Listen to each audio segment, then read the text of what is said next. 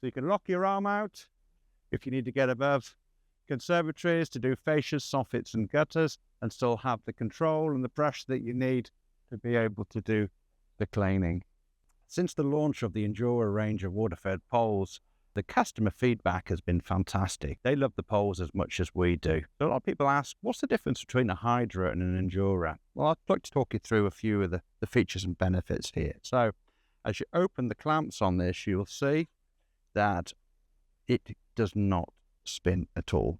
So you've got a railed system inside of your tubes. So when you're taking it up and down, it cannot spin, even with the clamp open.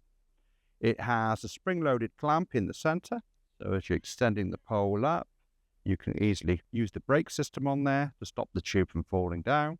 Or if you want to release the clamp, the tube to drop, and you can brake it.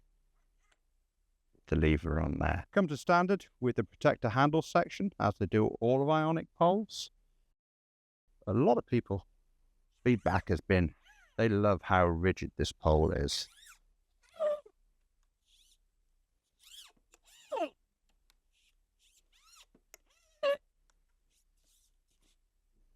So you can lock your arm out if you need to get above conservatories to do fascias, soffits and gutters and still have the control and the pressure that you need to be able to do the cleaning.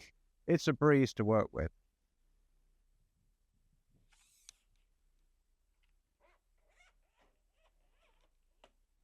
So it's available. It's a 24-foot, 32-foot, 45-foot and a 55-foot, and all in stock, ready to go.